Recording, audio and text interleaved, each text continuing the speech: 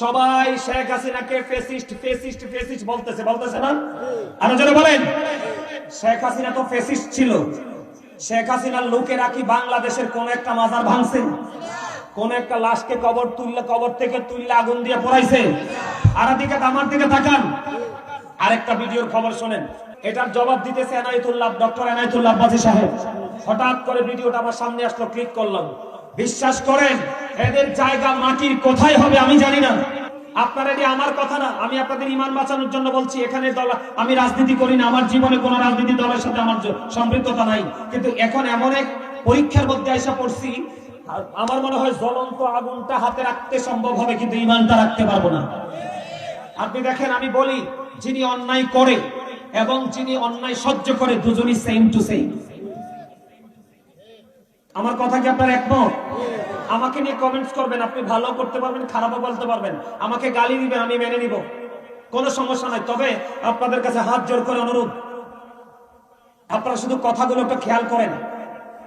মুসলমানের রোজা আর হিন্দুদের পূজা কি এক হতে পারে?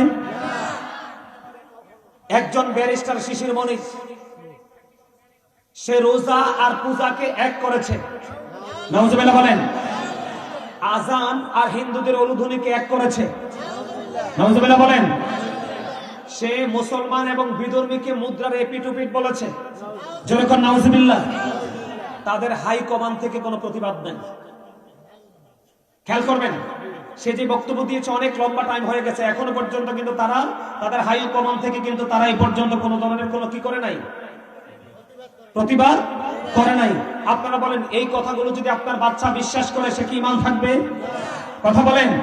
মুসলমান হলো শ্রেষ্ঠ, তাদের জন্য জান্নাত, আর বেঈমান হলো নিকৃষ্ট, তাদের জন্য জাহান্নাম। দুটোকে এক করে দিয়েছে। নাউজুবিল্লাহ বলেন। আরো জানে। সম্মানিত উপস্থিতি, আমি আপনাদেরকে বলে দিতে চাই, কালকে তাদের দলের একজন, আমি আসলে ওই নামটা বলতে পারবো না, তাদের দলের একজন বলতেছে, সে শেখ হাসিনার আমলে, সেখানে যে শেখ হাসিনা যখন ক্ষমতায় ছিল, শেখ হাসিনার আমলে সে বিদেশ থেকে লাইভ একবারে মানে গরম করে ফেলতো, মনে হয় যেন লাইভ সব ভেঙে ফেলবে। ফয়জুল করিম না কি জানি এখন মনে হয়েছে লোকটা, সে কালকে বলতেছে একটা মানুষের জীবনে কোনো ইবাদত করে নাই। এদিকে তাকান, একটা মানুষের জীবনে কোনো ইবাদত করে নাই। সে যদি স্মোকিং করতে করতে, বিড়ি টানতে টানতে, কি করতে করতে, সে যদি বিড়ি টানতে টানতে যদি মানুষকে দাঁড়িপাল্লা মার্কায় ভোট দেওয়ার জন্য, মানুষ জামাত শিবিরকে ভোট দেওয়ার জন্য যদি মানুষকে উৎসাহিত করে, তার নাকি সারা জীবনের গুনাহ মাফ হয়ে যাবে। আরে জোরে বলেন না নাউজুবিল্লাহ।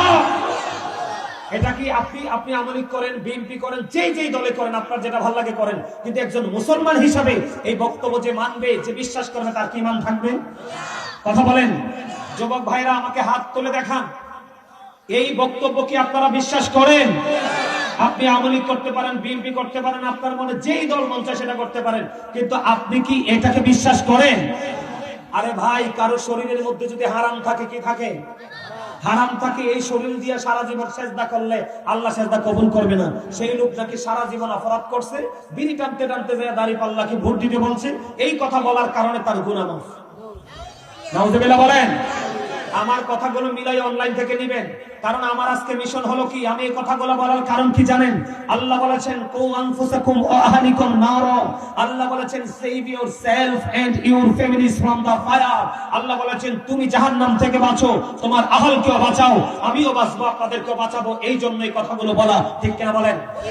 আরো জোরে বলেন, আমার কথা কি ঠিক আছে? আমার কথাগুলোর পক্ষে আছেন তো আপনারা? এই কথাগুলো আমি কাউকে খুশি বা কাউকে রাগ করার জন্য বলছি না, বাস্তব কথা। এরপরে দেখেন, আজকে দুপুর বেলা, এদিকে তাকান, আজকে দুপুর বেলা আমি শুয়ে আছি, জোহরের নামাজ পড়ে শুইছি, শোয়ার পরে দেখি এটার জবাব দিতেছে ডক্টর এনায়েতুল্লাহ আব্বাসী সাহেব। হঠাৎ করে ভিডিওটা আমার সামনে আসলো, ক্লিক করলাম। বিশ্বাস করেন, এদের জায়গা মাটির কোথায় হবে আমি জানি না। এক লোক বলতেছে, সেও কিন্তু জামাত শিবিরের, সে বলতেছে যে এদিকে তাকান, ইব্রাহিম খলিলুল্লাহ ইসমাইল জবিউল্লাহ কি কুরবানি করেছে। কি করেছে? ইব্রাহিম খলিলুল্লাহ ইসমাইল জবিউল্লাহকে কুরবানি করেছে। এই কুরবানির চাইতেও নাকি বড় কুরবানি হলো জামাতকে ভোট দেওয়া, দাঁড়িপাল্লায় ভোট দেওয়া। আপনারা বলেন, আপনারা এখানে জামাতের সমর্থন থাকতে পারেন। আপনারা যদি জামাতের সমর্থক এখানে থাকেন, আমি আপনাদেরকে শ্রদ্ধার সাথে বলছি, ভাই আপনি বলেন এই কথা কি আপনি মানবেন? আপনি কি মানবেন এই কথা? আপনি রাজনীতি করবেন, ভালো কথা। আমি আজকে থেকে জামাত শিবিরের লোকদেরকে বিনীত ভাবে অনুরোধ করব, আপনারা রাজনীতি করবেন, করেন। এই দেশ আমার, আপনার, আমাদের সবার, ঠিক কিনা বলেন? কিন্তু আপনারা আজকে থেকে ইসলাম শব্দ ব্যবহার করবেন না। ইসলাম আপনার হাতের মোয়া নয়, ঠিক কিনা বলেন? আপনি ইসলাম শব্দকে ইউজ করে আপনি মুসলমানের ইমোশন নিয়ে কাজ করবেন, ভোট কিন্তু পাবেন না, ভোট কিন্তু নসিবে নাই। কারণ আপনাদেরকে আমি বলে দিতে চাই, ও মাকারু ওয়া মাকারুল্লাহ ওয়াল্লাহু খায়রুল মাকিরিন, শ্রেষ্ঠ কৌশলের মালিককে। আরো জোরে বলেন, জিতানোর মালিককে, ঠকানোর মালিককে, আমাদেরকে চালায় কে, জীবন দিয়েছে কে, নিবে কে, হিসাব নিবে কে? আল্লাহর কথা মনে রাখেন, মৃত্যুর কথা মনে রাখেন। সাধারণ মানুষের ঈমান নিয়ে ছিনিমিনি খেলবেন না, ঠিক কিনা বলেন? আপনারা আমার সাথে একমত? এই কথাগুলোকে আবার আরেকটা আছে, ওই যে কুষ্টিয়ার একটা পাগল স্টুপিড আমির হামজা, এটা ওইদিন বলতেছে দাঁড়িপাল্লায় একটা ভোট দেওয়া 18 কোটি মানুষের নামাজের সওয়াব নাকি মিলে যাবে। এই কথাকে যারা বিশ্বাস করে সিল মারতে যাবে, এগুলার ঈমান নাই, ঈমান নাই, এরা মুনাফিক, মুনাফিক, মুনাফিক, ঠিক কিনা বলেন? আবার এই দাঁড়িপাল্লা মার্কা ভোট দিলে নাকি জান্নাত সুনিশ্চিত। আরে ভাই, জান্নাত কি এত সস্তা জিনিস? একদল মানুষের জন্য 8টা জান্নাত, তাহলে বুঝেন এই মানুষগুলো কত পবিত্র। আর 72 দলের জন্য, বেঈমান কাফেরদের জন্য আল্লাহ দুজক বানায় রাখছে, তাহলে বুঝেন এদের অবস্থা কত খারাপ, ঠিক কিনা বলেন? আপনারা কি আমার কথায় একমত? আমার কথা একমত? আমি অনুরোধ করছি, আবার অনুরোধ করছি, জামাতের যারা হাইকমান্ড আছে, যারা শীর্ষস্থানীয় জায়গায় আছে, তারা কিন্তু এই জায়গাগুলো থেকে কোনো প্রতিবাদ করে নাই। তার মানে তারা টিমটা এই বক্তব্যের সমর্থন করছে। আওয়াজ তুলে কোন নাউজুবিল্লাহ। সবচেয়ে বড় ভয়ঙ্কর কথা না বললেই নয়, সবাই শেখ হাসিনাকে ফেসিস্ট ফেসিস্ট ফেসিস্ট বলতেছে না? আরো জোরে বলেন, শেখ হাসিনা তো ফেসিস্ট ছিল। শেখ হাসিনার লোকেরা কি বাংলাদেশের কোন একটা মাজার ভাঙছে? কোন একটা লাশকে কবর থেকে তুললে আগুন দিয়ে পোড়াইছে? আর দিকে আমার দিকে তাকান, আরেকটা ভিডিওর খবর শোনেন। গতকালকে আমাদের বাংলাদেশে একজন বক্তা খুব গলা ফাটাইছে। ওনার কয়েকদিন আগে নারী কেলেঙ্কারিতে জেলে গেছে। জেল থেকে বের হওয়ার পরে ফুলের মালা দিয়ে একবারে ধুবাইয়ে ফেলছে। কথা বলেন, এদিকে তাকান। ওই লোক, আপনারা আমার কথা বিশ্বাস করার দরকার না, অনলাইনে ঢুকবেন, আমি এভিডেন্স দিয়ে কথা বলছি। সে বলছে বাংলাদেশে যত ওসা ওসা মাজার আছে সবগুলো ভেঙে দাও, যত আল্লাহর ওলির খানকা আছে সবগুলোকে গুড়িয়ে দাও। গতকালকে এক ভদ্রলোক তাকে প্রশ্ন করছে, কি করছে, যে আপনি যে আসন থেকে নির্বাচন করছেন, খেয়াল করেন, খেয়াল করেন, এটা ইমানি ওয়াজ, ইমানি জজবা। ওই ব্যক্তিকে গতকালকে প্রশ্ন করেছেন, আপনি যে আসন থেকে নির্বাচন করছেন, ওই আসনে তো আল্লাহর ওলিরা আছে। কারা আছে? আল্লাহর ওলিরা আছে, আল্লাহর ওলিরা আছে। এখন আপনি যদি এই আসনে এমপি হন, তাহলে আপনার এখানে যে আল্লাহর ওলিরা আছে, মাজার আছে, খানকা আছে, এগুলোর কি হবে? এবার সুরটা নরম করছে, খেয়াল করেন কি করছে, সুরটা নরম করছে। নরম করে বলে, আমি যদি এমপি হতে পারি তাহলে কি হবে, যে যেটা পছন্দ করে সে সেটার উপর চর্চা করবে। নাউজুবিল্লাহ বলেন না? এটা কি টাটকা মুনাফিক না? আমার কথা বল না কেন? গত 2 মাস আগে বলছে সব জ্বালিয়ে দাও, গুড়িয়ে দাও, ভেঙে দাও, আল্লাহর ওলিদের খানকা সব কিছু খারিয়ে দাও। এই মিয়া সলিমউদ্দিন, তুমি যে আজকে বাংলাদেশের জন্মের পরে আজকে যে মসজিদে দাঁড়াইয়া ওচা ওচা কথা বলো আল্লাহর ওলিদের মাজার ভাঙার জন্য, আল্লাহর ওলিদের খানকা ভাঙার জন্য, আল্লাহর ওলিরা মসজিদ বানাইয়া গেছে বলে আজকে দাঁড়াইয়া কথা বলতে পারো, ঠিক কিনা বলেন? এদেশে কি নবীর আসছে?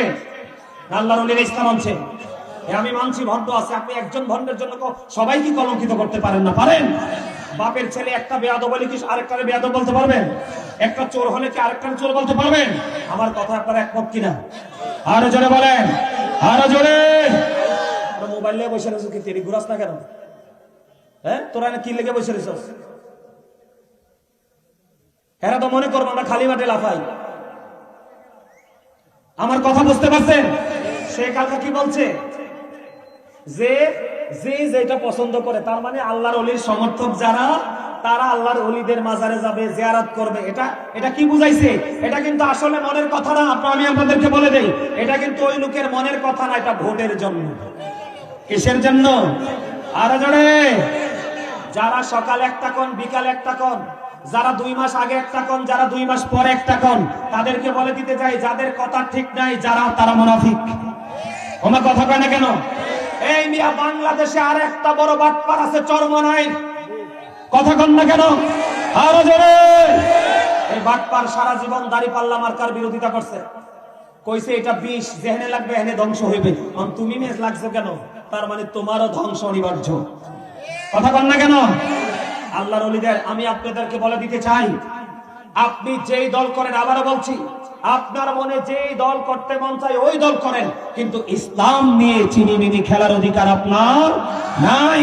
যদি ইসলামী ধর্মীয় অনুভূতিতে আঘাত দিয়ে আপনারা রাজনীতি করতে চান, তাহলে এই দেশের জনগণ আপনাকে ছাড় দিবে না। ঠিক কিনা বলেন? সবাই হাত উঠাইয়া বলেন, আরো জোরে সবাই হাত তুলে দেখান, আমরা কি একমত? আরো জোরে বলেন। আপনার মাজার ভাঙ্গার ইখতিয়ার আছে?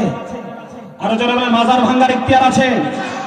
এদিকে তাকান। এই হাদিস শরীফের মধ্যে এসেছে, আমি গাজী সুলাইমান বানায়ে কথা বলা লোক না।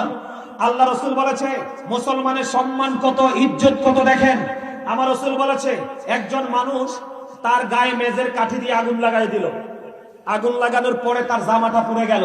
কি হয়ে গেল? জামাটা পুড়ে গেল। জামাটা পুড়ে যখন ছাই হয়ে গেল, তার দেহটাও পুড়ে গেল। রাসূল বলেছেন, তোমার গায়ের জামা, তোমার দেহ পুড়ে যাওয়া তোমার জন্য অনেক উত্তম একটা ইমানদারের কবরের উপরে বসার চাইতে। মুসলমানের তো দামি, মুসলমানের তো সম্মানের, মুসলমানের তো ইজ্জতের। মুসলমানের কবরকে অপমান করা যায় না। মুসলমানের কবর দেখলে আপনি সালাম দিবেন, ঠিক কিনা বলেন? আর তারা কবর থেকে সালামের জবাব দেয়।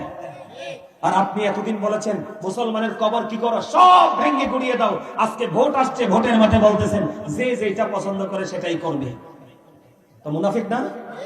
আরো জোরে কোন কথা বলেন না কেন?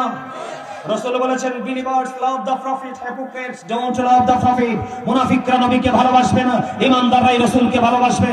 আল্লাহ কোরআনে বলেছে, মনে রাখেন, ইন্নাল মুনাফিকিনা ফি দারকিল আসফালি মিনান নার। আল্লাহ বলেছেন, the hypocrites will be in the lowest place of hell। মুনাফিকরা থাকবে জাহান্নামের একেবারে সর্বনিকৃষ্ট জায়গায়। জোরে কোন নাউজুবিল্লাহ। এই এদিকে তাকান। কয়দিন আগে কুয়াকাটার এক বাটপার, মেজবানা কি জানি না, ওই বাটপার বলতেছে, এই এদিকে তাকান, আমি আপনাদেরকে ঈমান বাঁচানোর জন্য কথা বলছি। ওই মেজবার সাথে আমার জীবনে কোনোদিন দেখা হয় না, দেখা হবেও না। জায়গা জমিন নিয়ে তার সাথে আমার দ্বন্দ্ব নেই, তার সাথে দ্বন্দ্ব হলো আমার ঈমানি দ্বন্দ্ব। ঠিক কিনা বলেন? আপনারা বলেন, আমার রাসূল আর ইয়াজিদ কি এক? আমার রাসূল আর আবু জাহেল কি এক? ওই বাটপার বলতেছে, আমার রাসূলের চেহারা যেমন আবু জাহেলের চেহারা নাকি তেমন। আমার রাসূলও মানুষ, আবু জাহেলও নাকি মানুষ। আমরা এদিকে তাকান। আপনারা, আমি আমার মুখের কথা বিশ্বাস করার দরকার নাই। অনলাইন থেকে ভিডিওগুলো কালেক্ট করবেন, দেখবেন এই ভিডিওগুলো অলরেডি চলতেছে, অলরেডি অনলাইনে চলতেছে। আমি এটি অনলাইন থেকে কালেক্ট করেছি। নাউজুবিল্লাহ বলেন আরো জোরে। হ্যাঁ, রাসূল আজ থেকে ১৫০০ বছর আগে বলেছেন, ক্বাল আইয়ুকুম মিসলি, তোমরা কে আছো আমার মতো? কেউ বলতে পারে নাই যে আমি আছি রাসূলের মতো। সে কেমন করে আমার রাসূলকে আবু জাহেলের সাথে তুলনা করে? আওয়াজ তুলে চিল্লায়ে বলেন নাউজুবিল্লাহ।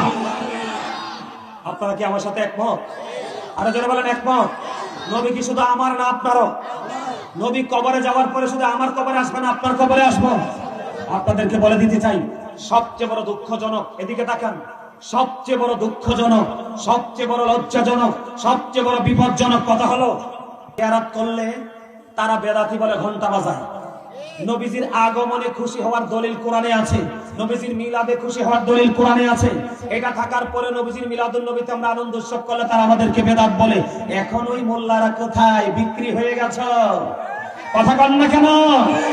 এই মোল্লাদের প্রতিবাদের ভাষা কোথায় গেল? এইটা হলো সবচেয়ে বড় গজব, সবচেয়ে বড় লজ্জা জাতির জন্য। যেটা কোরআন হাদিসে আছে তুমি করো না, এই জন্য তুমি এটার প্রতিবাদ করো। আজকে যে একটার পর একটা ইসলাম ঈমানে আঘাত করার মতো বক্তব্য দিচ্ছে, ওই মোল্লারা কিন্তু কোনো প্রতিবাদ। তাহলে এতে বোঝা যায় কি তারা বিক্রি। হয়ে গেছে, তারা অন্যের কাছে পণ্য হিসাবে বিবেচিত হয়ে গেছে। ঠিক কিনা বলেন? এই জন্য আমার দিকে তাকান, আমার রাসূল বলে গেছে কিয়ামতের পূর্বক্ষণে, কিয়ামতের আলামতের মধ্যে ভয়ঙ্কর আলামত হলো মোল্লারা, তারা ধর্মীয় শিক্ষা তাদের মধ্যে থাকবে না, তারা দুনিয়ার লোভে পড়ে তারা মানুষের কাছে মন গড়া কথা বলে বলে তারা কি করবে, মানুষকে বিভক্ত করে দিবে। আজকে আমরা এটাই দেখতে পাচ্ছি। ঠিক কিনা বলেন?